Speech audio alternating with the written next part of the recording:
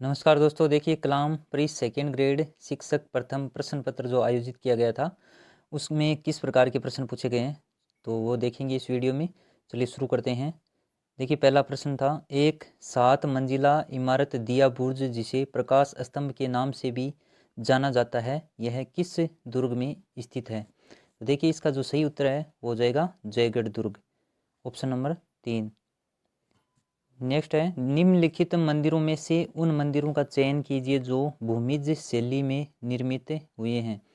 तो देखिए इसमें दे रखा है सेवाड़ी का जैन मंदिर, रामगढ़ भंडदेवरा का मंदिर और झालारापाटन का सूर्य मंदिर। ये सभी भूमिज शैली में निर्मित है। इसका सही उत्तर हो जाएगा ऑप्शन नंबर 3, ए, बी और सी। नेक्स्ट प्रश्न है, सूची फर्स्ट को सूची सेकंड से सुमिलित कीजिए। देखिए आभूषण दिए गए हैं, शरीर के अंग, उनसे मिलान करना है इस प्रश्न में। तो इसका देखिए सही उत्तर क्या हो जाएगा। सबसे पहले दिया गया है कातरियो आभूषण दिया गया है। तो देखिए कातरियो ऑप्शन नंबर फर्स्ट है, ये इसमें शरीर का अंग कौन सा हो जाएगा सही, ऑप्शन नंबर सेकंड ये भुजा। उसके बाद में है टोडर, तो इसका मिलान करने में हो जाएगा पैर। और नखलियो जो आभूषण है वो है पाँव की अंगुली का, और मुर्की ये बचा कान का हो जाएगा। अगर आप इसमें से करते तो देखिए सबसे पहले जो मुर्कियाँ होती है कान में पहनी जाती है, तो डी के अनुसार 4 सही होगा। जो ये 2 ऑप्शन में दिया गया था, विकल्प नंबर सेकंड और इसमें, तो इसके अनुसार आपसे 2 ऑप्शन तो आप काट ही सकते हैं। इस प्रकार विधि से प्रश्न हल करने में गलती की संभावना है वो बहुत कम रह जाती है। तो कातरियो भुजा का हो गया, टोडर पैर का, और नखलियो पाँव की अंगुलियों का हो गया। नेक्स्ट प्रश्न है, ढेपाड़ा क्या है। तो देखिए ये प्रश्न हमने कल परसों ही एक वीडियो किया था जिसमें प्रश्न इस प्रश्न को लेकर आए थे, और उसके अनुसार ये भील जनजाति के पुरुषों की तंग धोती है, उसे ढेपाड़ा कहा जाता है। आगे है, निम्नलिखित में से कौन सा सही सुमेलित नहीं है। गुद्दड़ संप्रदाय लालदास जी दे रखे हैं, तेरापंथ भिखण जी दे रखे हैं, अलक्या संप्रदाय लालगिरी, और रसिक संप्रदाय अग्रदास जी। देखिए ये ऑप्शन नंबर फर्स्ट ही इसका गलत हो जाएगा। ये जो गुद्दड़ संप्रदाय है इसके प्रवर्तक हैं वो तो संतदास जी थे, और इस गुद्दड़ संप्रदाय की जो प्रमुख गद्दी है वो दांतड़ा भीलवाड़ा में स्थित है। तो इसका ऑप्शन नंबर फर्स्ट इसका सही उत्तर हो जाएगा। नेक्स्ट है, कोलूमंड का संबंध किस लोक देवता से है। विकल्प में है गोगा जी, पाबू जी। देखिए कोलूमंड है, इसका संबंध है पाबू जी से, ऑप्शन नंबर सेकंड इसका सही उत्तर है। आगे खाटू श्याम मेले के संबंध में निम्न कथनों पर विचार कीजिए और सत्य कथन का चयन करना है। देखिए फर्स्ट विकल्प में है ये मेला सीकर जिले में भरता है, बिल्कुल सही है। यह मेला फाल्गुन मास की कृष्ण पक्ष की 10वीं से द्वादशी तक दे रखा है, तो यहीं पर गड़बड़ हो गई। यहाँ पर शुक्ल पक्ष होता तो सही होता है, ये शुक्ल पक्ष में होता है। और यहाँ खाटू श्याम मंदिर का निर्माण है वो अभय सिंह के द्वारा करवाया गया था। तो देखिए इसमें जो सेकंड विकल्प तो असत्य हो गया, इसलिए ऑप्शन नंबर सेकंड इसका सही होगा। पहला और तीसरा है ये सत्य है। उसके बाद में नेक्स्ट है, इसमें सूची फर्स्ट को सेकंड से मिलान करना है।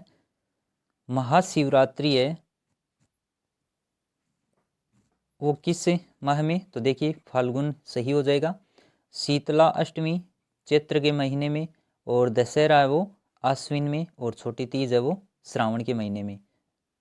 तो इस प्रकार से इसका मिलान करके आप आंसर है वो निकाल सकते हैं। आगे देखिए, नारियों का तैराकी मुद्रा में चित्र एवं पारदर्शी वेशभूषा है वो किस चित्र शैली की प्रमुख विशेषता है। तो देखिए ये प्रश्न हमने राजस्थान अध्ययन कक्षा 10 की पुस्तक से प्रश्न निर्माण किए थे। उसमें हमने देखा था कि पारदर्शी वेशभूषा इस चित्र शैली की एक प्रमुख विशेषता थी। कौन सी थी वो, नागौर चित्र शैली। तो इसलिए इसका सही आंसर हो जाएगा ऑप्शन नंबर 3। आगे है, दुविधा जिस पर 2005 में पहेली नामक फिल्म बनी। तो ये प्रश्न जो कई बार एग्जाम में पूछा जाता है, विजयदान देथा की प्रमुख रचना, ये ऑप्शन नंबर 3 सही हो जाएगा इसका। आगे निम्नलिखित में से कौन सा सही है वो सुमेलित नहीं है। चांदी के पात्र आहड़ दे रखा है, अकबर कालीन टकसाल बैराठ में है, दोहरी पेचदार सिरे वाली पिन गणेश्वर है, और बेलनाकार तंदूर है वो कालीबंगा दिया हुआ। तो देखिए ऊपर का जो ऑप्शन नंबर फर्स्ट है वो इसमें सही सुमेलित नहीं है, चांदी के पात्र आहड़ दे रखा है। बाकी तीनों बिल्कुल सही सुमेलित किए गए हैं। आगे निम्नलिखित में से किस सभ्यता में मोहर पर व्याघ्र का अंकन प्राप्त हुआ है? तो देखिए इसका जो सही उत्तर है वो जाएगा कालीबंगा। ये मोहर पर जो व्याघ्र का अंकन मिलता है वो कालीबंगा सभ्यता से प्राप्त हुआ है। आगे अजमेर के किस चौहान शासक ने जैन और वैष्णव धर्मावलंबियों को समान दृष्टि से देखा था और जैनियों के लिए नए नए नगर में मंदिर बनवाने की वो अनुमति प्रदान की थी? तो देखिए इसका सही आंसर हो जाएगा अजय राज के द्वारा, ऑप्शन नंबर फर्स्ट। आगे है 1305 ईस्वी में सुल्तान अलाउद्दीन खिलजी ने कान्हड़ देव के विरुद्ध है वो किसके नेतृत्व में सेना भेजी थी? एन उल मुल्क मुल्तानी के नेतृत्व में। प्रश्न नंबर 14 में सही उत्तर है ऑप्शन नंबर सेकंड। नेक्स्ट है निम्नलिखित कथनों पर विचार कर सत्यकूट का चयन कीजिए। अब देखिए इसमें सबसे पहला कथन है राणा सांगा ने खातौली के युद्ध में इब्राहिम लोदी को वो परास्त किया था। आगे बयाना के युद्ध में राणा सांगा ने बाबर की सेना को पराजित किया था। और 3 नंबर विकल्प है खानवा के युद्ध में झाला बिद्दा ने राणा सांगा के घायल होने पर सांगा का छत्र धारण किया था। तो देखिए ये हमने कई बार ये प्रश्न किया है, तो ये यहाँ पर जो राणा सांगा के साथ बिद्दा दिया हुआ ये गलत है, यहाँ पर झाला अज्जा थे, तो इसलिए ये विकल्प गलत हो गया और सही हो जाएंगे ऊपर के फर्स्ट और सेकंड। तो ये कौन से ऑप्शन में दिए गए हैं? पहला और दूसरा। तो इसका सही उत्तर देखिए विकल्प नंबर 3 हो जाएगा। आगे 1592 ईस्वी में किस शासक ने उड़ीसा जीतकर पहली बार उसे मुगल साम्राज्य का वो अंग बनाया था? तो वो थे Mansingh, option number second. Rajasthan में 1857 की क्रांति के समय रियासती शासकों के संबंध में बताइए कौन सा मिलान सही नहीं है? कई बार कर चुके हैं हम। 1857 की क्रांति के जितने भी शासक थे उससे संबंधित कई प्रश्न हमने हल किए हैं, तो उस हिसाब से देखिए इसमें कौन सा सही सुमेलित नहीं है। जोधपुर के तख्त सिंह बिल्कुल सही सुमेलित है। धौलपुर के भगवंत सिंह देर का ये भी सही है। अलवर के देखिए पृथ्वी सिंह दे रखे हैं, ये सही नहीं है। कोटा के राम सिंह बिल्कुल सही है। अलवर के महाराजा उस समय कौन थे? हमने कई बार इन प्रश्नों को किया है। तो 1857 की क्रांति के सभी शासक हैं, उनसे संबंधित कई प्रश्न हमने बनाए, तो इसका सही आंसर हो जाएगा विनय सिंह थे अलवर के शासक।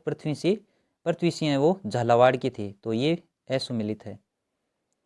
आगे देखते हैं नानक जी भील और देवीलाल गुर्जर का संबंध है वो कौन से किसान आंदोलन से था? प्रश्न संख्या 18। तो इसका देखिए सही उत्तर हो जाएगा बूंदी किसान आंदोलन से थे नानक जी भील और देवीलाल गुर्जर। नेक्स्ट है 1931 में जयपुर प्रजामंडल की स्थापना किसके द्वारा की गई थी? 1931 में पूछा है, कपूरचंद पाटनी के द्वारा। नेक्स्ट है मत्स्य संघ को वृहत राजस्थान में मिलाने के लिए एक शंकरराव देव समिति गठित की गई थी और उस समिति में कौन से सदस्य वो शामिल नहीं थे? तो देखिए शंकरराव अध्यक्ष थे, ये तो थे आर के सिधावा थे और प्रभु दयाल थे। इसमें पी सत्यनारायण नहीं थे, ये अलग समिति थी। तो इसका सही उत्तर प्रश्न संख्या 20 में सही उत्तर हो जाएगा ऑप्शन नंबर 4। राजस्थान में ग्रीष्म ऋतु में 999 मिलीबार की समदाब रेखा कोपेन द्वारा वर्गीकृत किन किन जलवायु प्रदेशों से होकर गुजरती है? तो देखिए ये गुजरती है BSHW और उसके अलावा CWG से, यानी विकल्प नंबर 2 और 3 इसका सही उत्तर है। आगे निम्नलिखित में से कौन सी विशेषता राजस्थान की जलवायु की नहीं है? विकल्प देखिए राजस्थान में अरावली के पश्चिम में उपाद्र व आर्द्र जलवायु पाई जाती है। उसके बाद में वर्षा का सामयिक वितरण समान परंतु क्षेत्रीय वितरण है वो असमान है। और तीसरा विकल्प है दक्षिण पूर्व से उत्तर पश्चिम की ओर वर्षा की मात्रा वो घटती जाती है। तो देखिए ऊपर के जो पहला और दूसरा कथन है वो बिल्कुल सत्य है। तीसरा इसमें ये पूछा है कौन सी विशेषता राजस्थान की जलवायु की नहीं है, तो ये तीसरा तो सही है। बाकी ऊपर के जो 2 विकल्प हैं केवल 1 और 2 ये इसकी विशेषता नहीं है। आगे देखते हैं पूर्वी सिरोही में उबड़ खाबड़ कटकनुमा भाग को स्थानीय भाषा में क्या कहा जाता है? तो ये भी कई बार कर चुके हैं हम। भाकर सिरोही, गिरवा, उदयपुर, ये कई पहाड़ियों के प्रश्न है। हमने पीछे की वीडियो में जितने प्रश्न बनाए उसमें शामिल किए थे कि सिरोही की है वो भाकर और गिरवा है वो उदयपुर में। 56 का मैदान राजस्थान के किस भौतिक प्रदेश का भाग है? प्रश्न संख्या 24 का उत्तर हो जाएगा पूर्वी मैदानी प्रदेश। नेक्स्ट है निम्नलिखित में से कौन सा सही सुमेलित नहीं है सहायक नदियों का प्रश्न है। प्रश्न संख्या 25। इसमें बनास की देखिए कोठारी, माही के साथ दे रखी है अनास, लूणी की जवाई और चंबल की मोरेल, ये असत्य है, ऑप्शन नंबर 4। नेक्स्ट देखते हैं राजस्थान में पलास के वन निम्न में से किन जिलों में मुख्यतः पाए जाते हैं। तो इसका सही उत्तर है अजमेर, उदयपुर, सिरोही और पाली।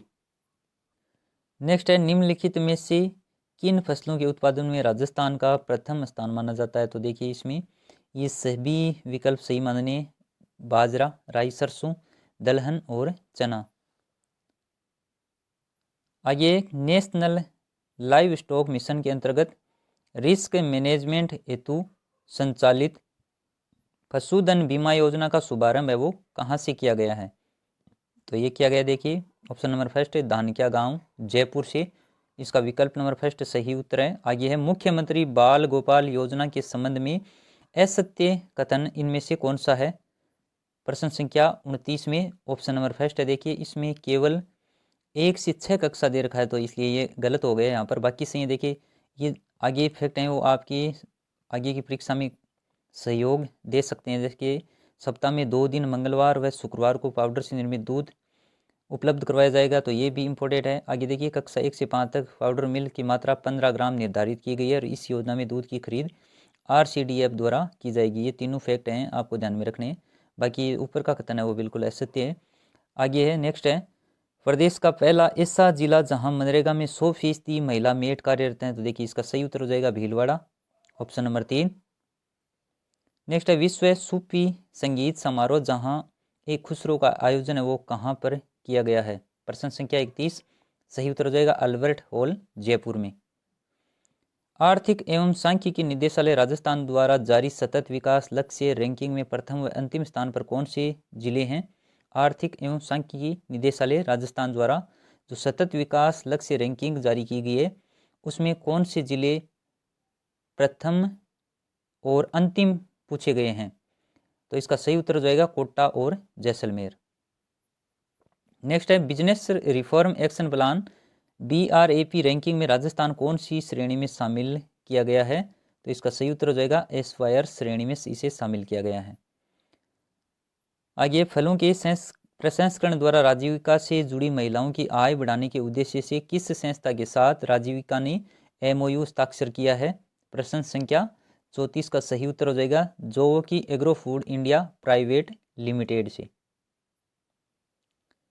नेक्स्ट है रक्षा मंत्री राजनाथ सिंह ने वीर दुर्गादास राठौड़ की प्रतिमा का अनावरण कहाँ पर किया था। तो देखिए ये सालवा गांव, जोधपुर में।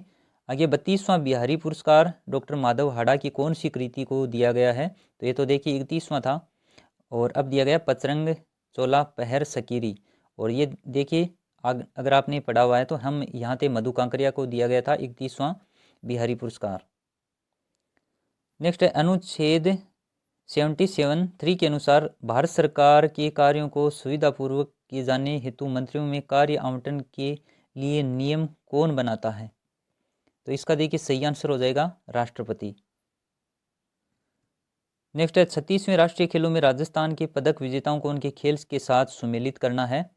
प्रश्न संख्या 38 में तो कविता सियाग साइकिलिंग, विवान कपूर निशानेबाजी, मुकेश चौधरी वुशु और करण सिंह तलवारबाजी, इस प्रकार से इनको सुमेलित करके आप आंसर है वो कर सकते हैं। फिर अब बंदी प्रत्यक्षीकरण पर सर्वोच्च न्यायालय के फैसले के संबंध में कौन से कथन है इनमें से सही दिए गए हैं। ये 3 कथन दिए गए हैं बंदी प्रत्यक्षीकरण से संबंधित। प्रश्न संख्या 39 में तो देखिए इसमें कथन देख लेते हैं। ADM जबलपुर बनाम शिवकांत शुक्लावाद में सर्वोच्च न्यायालय ने विवादास्पद फैसला सुनाते हुए बंदी प्रत्यक्षीकरण को निलंबित कर दिया था। यह फैसला न्यायाधीश PN भगवती की अध्यक्षता वाली 6 जजों की संवैधानिक पीठ ने सर्वसम्मति से सुनाया था और न्यायाधीश KS पुट्टास्वामी बनाम भारत संघवाद में 9 जजों की संवैधानिक पीठ ने उक्त फैसले को निरस्त किया। तो देखिए इसमें जो कथन फर्स्ट है और ये तीसरा ये सत्य हैं, ऑप्शन नंबर फर्स्ट है और 3। नेक्स्ट है संविधान सभा की प्रथम बैठक 9 दिसंबर 1946 को संविधान को अंगीकृत किया और वहां तक संविधान सभा के कितने सत्र आयोजित किए गए थे। 11 सत्र आयोजित किए गए थे, ऑप्शन नंबर सेकंड सही उत्तर है इसका। 25वें संविधान संशोधन 1971 द्वारा किन नीति निर्देशक तत्वों को मूल अधिकारों के अनुच्छेद 14 व 19 पर है वो प्राथमिकता दी गई है? तो अनुच्छेद 39 ख और 39 ग के अनुसार। आगे, किसी ऐसे व्यक्ति को भारत का प्रधानमंत्री बनाया जाता है जो संसद के किसी भी सदन का सदस्य नहीं है, लेकिन 6 माह के भीतर उसे राज्यसभा का सदस्य चुन लिया जाता है। तो बताइए उसकी न्यूनतम आयु है वो कितनी होना आवश्यक है? 30 वर्ष। राष्ट्रपति के विरुद्ध महाभियोग शब्द का प्रयोग अनुच्छेद 61 के अतिरिक्त कौन से अनुच्छेद में किया गया है? तो अनुच्छेद 56 में भी इसका उल्लेख किया गया है। प्रश्न संख्या 43 का सही उत्तर हो जाएगा ऑप्शन नंबर सेकंड। अनुच्छेद 75 के तहत राष्ट्रपति प्रधानमंत्री को क्या करता है? नियुक्त करता है। ये ध्यान रखना आपको। प्रश्न ऑप्शन नंबर 3 इसका सही उत्तर। आगे देखिए, निम्नलिखित में से असत्य कथन कौन सा है? राजनीतिक दलों का पंजीकरण है वो जनप्रतिनिधित्व कानून 1951 की धारा 29A के प्रावधानों के तहत होता है। और भारत में निर्वाचन आयोग निर्वाचन प्रतीक आरक्षण आवंटन आदेश 1968 के तहत राजनीतिक दलों की समय सूची जारी करता है। देखिए इसमें विकल्प देख लेते हैं। तो इसमें ये दोनों ही असत्य दिए गए हैं। ऑप्शन नंबर 4 इसका सही उत्तर करना है आपको, न तो 1 व न 3। दबाव समय अज्ञात साम्राज्य है, यह कथन किसका है? तो देखिए एडवर्ड फाइनर का ये कथन है। ऑप्शन नंबर फर्स्ट है। प्रश्न संख्या 46 का सही उत्तर है। आगे है, निम्नलिखित में से असत्य कथन की पहचान कीजिए। इसमें 4 कथन है और इसमें से असत्य कथन की पहचान करनी है। देखिए, संविधान सभा ने डॉक्टर BR अम्बेडकर को प्रारूप समिति का वो सभापति निर्वाचित किया था।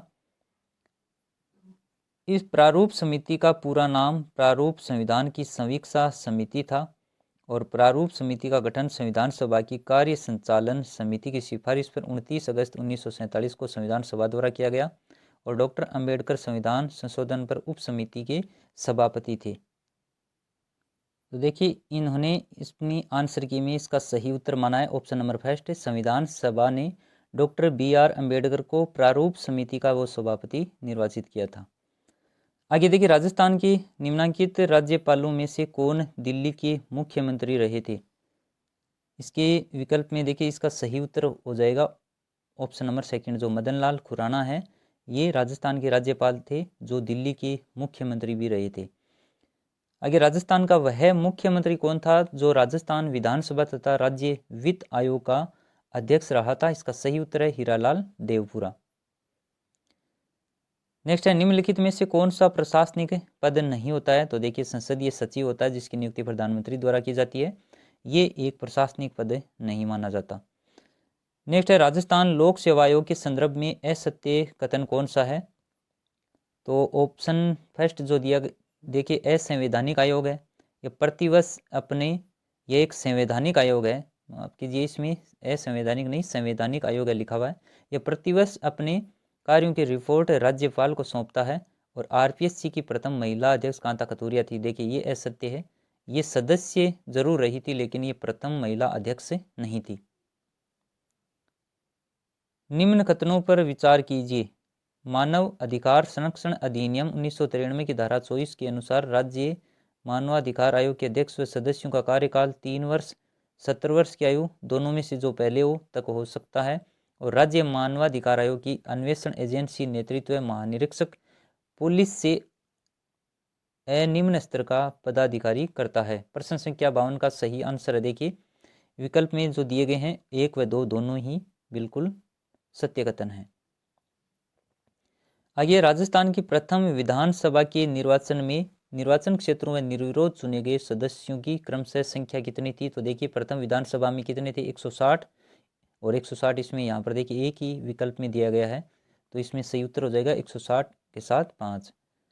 राजस्थान विधानसभा की प्रक्रिया तथा कार्य संचालन संबंधी नियम के अनुसार राजस्थान विधानसभा में मंत्रिपरिषद में अविश्वास प्रस्ताव प्रस्तुत करने के लिए कम से कम कितने विधायकों द्वारा समर्थित होना चाहिए? तो इसका जो सही उत्तर हो जाएगा 40। प्रश्न संख्या 54 में सही उत्तर है ऑप्शन नंबर सेकंड। ग्राम पंचायत की सबसे छोटी इकाई होती है तो वो होती है वार्ड सभा, ऑप्शन नंबर 4। आगे देखिए, वर्ष 2011 की जनगणना के अनुसार राजस्थान में न्यूनतम ग्रामीण और शहरी लिंगानुपात वाले जिले क्रमशः बताने इसमें। तो देखिए, धौलपुर और जैसलमेर। न्यूनतम ग्रामीण धौलपुर का और न्यूनतम जो शहरी है वो जैसलमेर का। राजस्थान में निम्न उद्योगों को संबंधित स्थलों से सुमेलित करना है।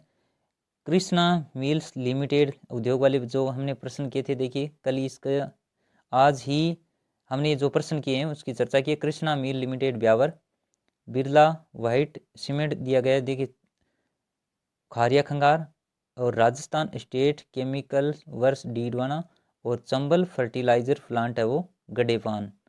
तो इस प्रकार से इसका सही आंसर कौन सा हो जाएगा? प्रश्न संख्या 57 में देखिए, पहले कृष्णा मिल्स लिमिटेड में दो किया गया जो यहाँ पर है, बिरला सीमेंट में देखिए एक, उसके बाद में राजस्थान स्टेट केमिकल वर्क्स में डीडवाना किया गया है, और चंबल फर्टिलाइजर्स का गडेपान। तो इस प्रकार से ऑप्शन नंबर सेकंड सही उत्तर है इसका। राजस्थान में डेयरी उद्योग विकास हेतु राज्य सरकार द्वारा किए गए प्रयास में सत्य कौन सा नहीं दिया गया है? देखिए इसका विकल्प दिया गया, वर्ष 1973 में डेयरी विकास की स्थापना की गई। डेयरी विकास कार्यक्रम सहकारी समितियों के माध्यम से क्रियान्वित किए जाते हैं, और वर्तमान में राज्य में सभी 33 जिलों में जिला दुग्ध उत्पादक सहकारी संघ कार्यरत है। तो ये देखिए असत्य दिया गया है। आगे, राजस्थान पर्यटन विकास निगम की स्थापना किस वर्ष में की गई थी? तो देखिए इसकी स्थापना की गई थी 1979 में। राजस्थान की जनजातियों के संदर्भ में कौन सा सही सुमेलित नहीं है? देखिए, मोर बंदिया विवाह भील जनजाति में प्रचलित, हारी बावरी गरासियों द्वारा की जाने वाली सामूहिक कृषि, और डामोर राज्य की एकमात्र जनजाति जिसे भारत सरकार ने आदिम जनजाति समूह में शामिल किया। तो हर बार हम प्रश्न करते हैं, इसका सहरिया जनजाति है, और यहाँ पर जो डामोर दे रखी है, तो ये विकल्प है वो बिल्कुल सुमेलित नहीं है। और देखिए ये विकल्प है इसमें दिया गया, पीरिया भील महिलाओं द्वारा पहने जाने वाला पीले रंग का एक वस्त्र।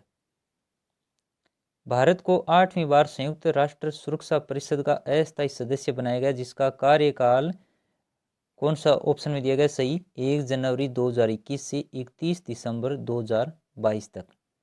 तो ये इंपॉर्टेंट है, यहाँ पर भारत को 8वीं बार संयुक्त राष्ट्र सुरक्षा परिषद का अस्थायी सदस्य बनाया गया है।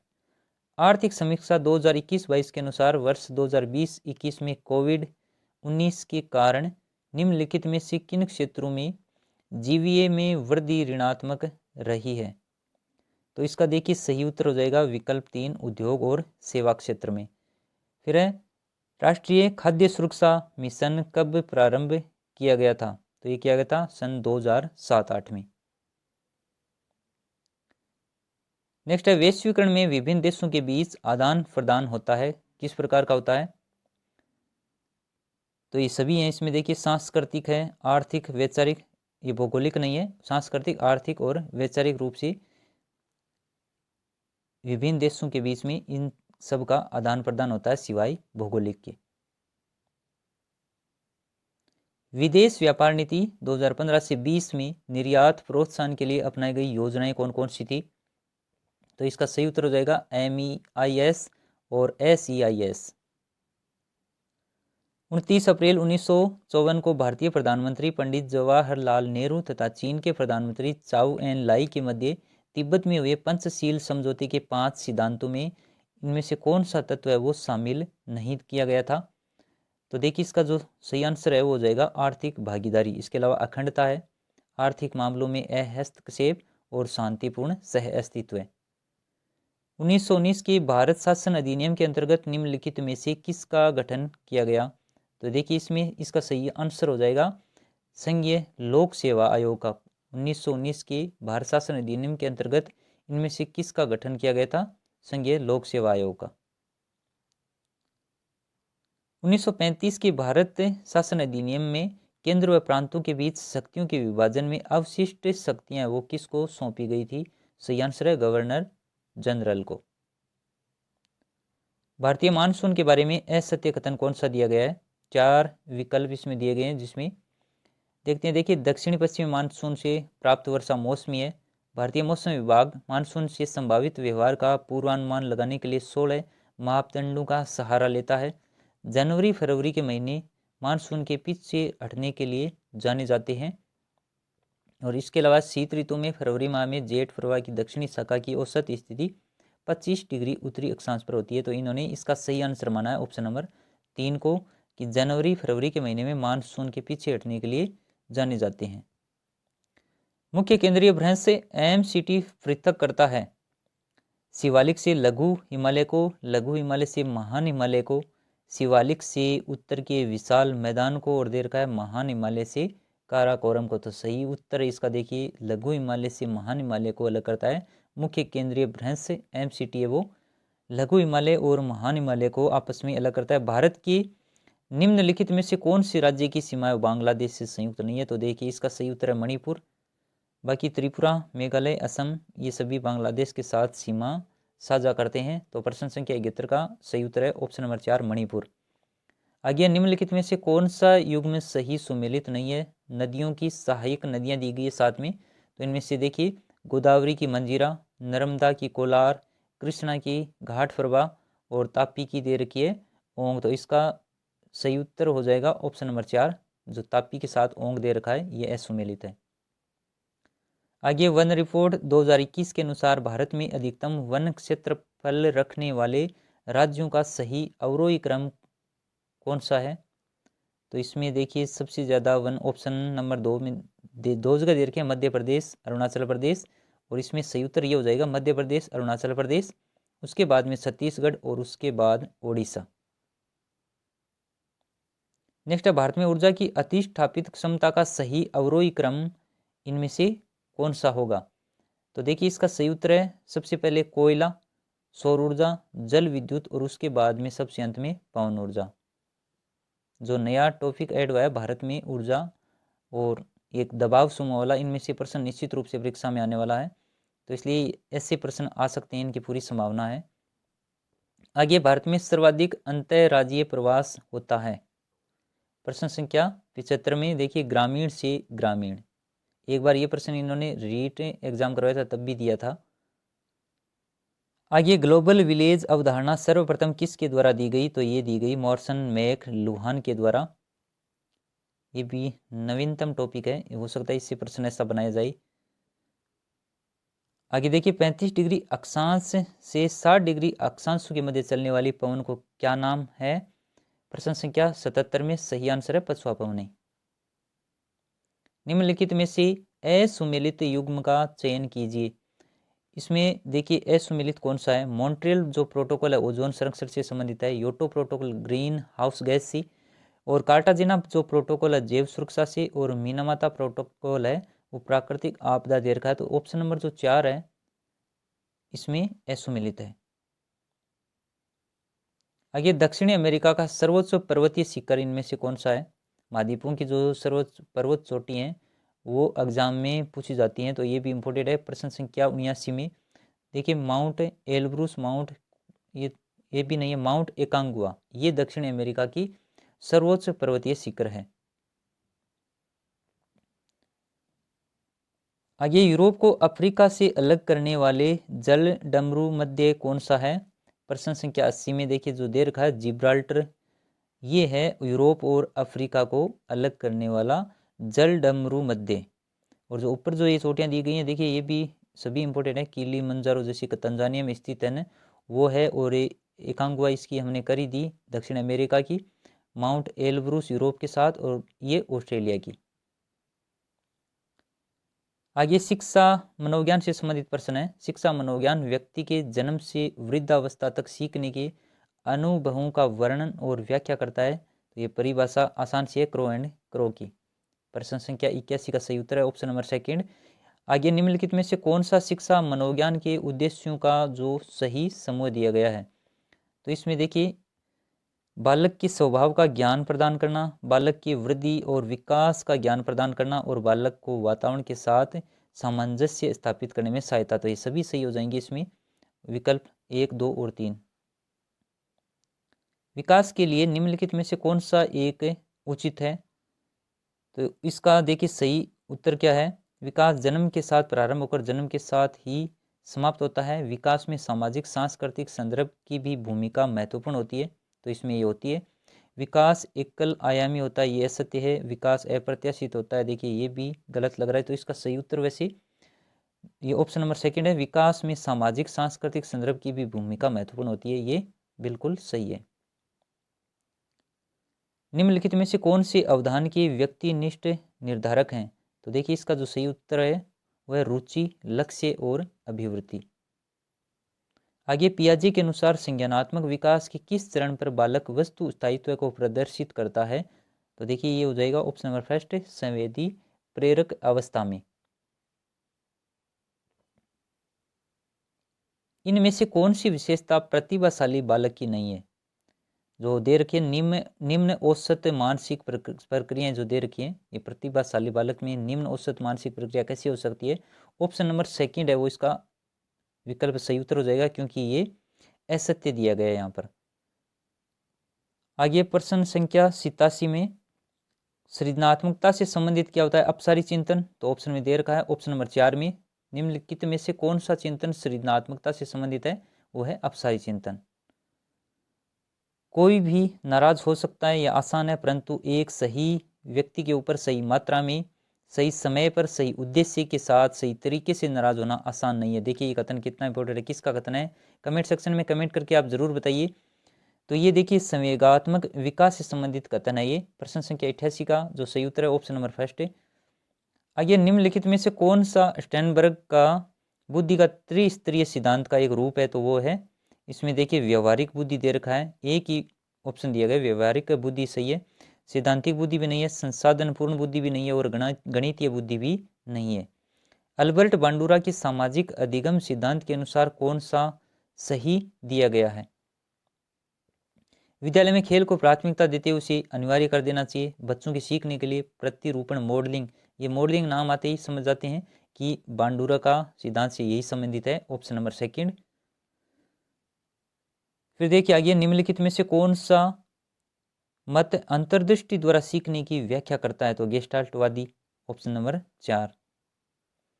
व्यक्तित्व का समाजशास्त्रीय प्रकार का सिद्धांत है वो किसके द्वारा दिया गया था? तो इसका जो सही उत्तर है वो जाएगा स्प्रेंजर के द्वारा, यानी विकल्प नंबर 4 स्प्रेंजर के द्वारा व्यक्तित्व का समाजशास्त्रीय प्रकार सिद्धांत दिया गया। व्यक्तिगत विभिन्नताओं का क्षेत्र है लिंग भेद, शारीरिक रचना, मानसिक योग्यताएं, या फिर ये सभी? तो ये सभी हैं इसमें, ऑप्शन नंबर 4। बालक अंतर्बोध परीक्षण निर्माण किसके द्वारा किया गया था? लियोपोल्ड बेले के द्वारा। निम्नलिखित में से कौन सा सीखने के लिए अधिकतम रूप से अभिप्रेरित करता है? प्रश्न संख्या 95 में देखिए, बहुत सरल या कठिन लक्ष्यों का चयन करने की प्रवृत्ति, लक्ष्यों को प्राप्त करने में व्यक्तिगत संतुष्टि, बाह्य कारक, या फिर असफलता से बचने के लिए अभिप्रेरणा। तो इसका देखिए सही उत्तर है लक्ष्यों को प्राप्त करने में व्यक्तिगत संतुष्टि। आगे देर से विद्यालय आने वाला बालक यह स्वीकार नहीं करता कि वह स्वयं देर से आया है, इसके विपरीत वह उसके लिए घड़ी की खराबी को जिम्मेदार ठहराता है। कितना शानदार प्रश्न है इसका, देखिए सही उत्तर क्या है? यह है औचित्य स्थापन। आगे निम्नलिखित में से कौन सा गेरट के अनुसार अभिप्रेरक का प्रकार नहीं है? जैविक, मनोवैज्ञानिक, सामाजिक और जन्मजात। तो गेरट ने इनमें से कौन सा प्रकार वो नहीं दिया था? जन्मजात नहीं दिया था। जैविक, मनोवैज्ञानिक और सामाजिक गेरट ने 3 प्रकार बताए अभिप्रेरकों के। रुचि वह प्रेरक शक्ति है जो हमें किसी व्यक्ति, वस्तु या क्रिया के प्रति ध्यान देने के लिए प्रेरित करती है। तो ये परिभाषा है वो किसके द्वारा दी गई है? क्रो एंड क्रो के अनुसार। नेक्स्ट है टर्मन के अनुसार प्रतिभाशाली बालक की बुद्धि लब्धि होती है। तो प्रतिभाशाली बालक की जो बुद्धि लब्धि होती है 140 से अधिक। आगे सीखने से संबंधित प्रतिक्रिया सिद्धांत के पावलोव ने प्रयोग किस पर किया था? तो ये किया था कुत्ते पर ये प्रयोग किया गया था पावलोव के द्वारा, जिन्हें 1904 में नोबेल पुरस्कार भी दिया गया था। तो ये जो प्रश्न थे इनसे संबंधित। तो देखिए अगर इन प्रश्नों में किसी भी प्रकार की कोई त्रुटि है तो आपको टेलीग्राम पर अवगत करा दिया जाएगा। टेलीग्राम लिंक डिस्क्रिप्शन में दिया गया है, वहाँ से जाकर के आप जुड़ सकते हैं। धन्यवाद।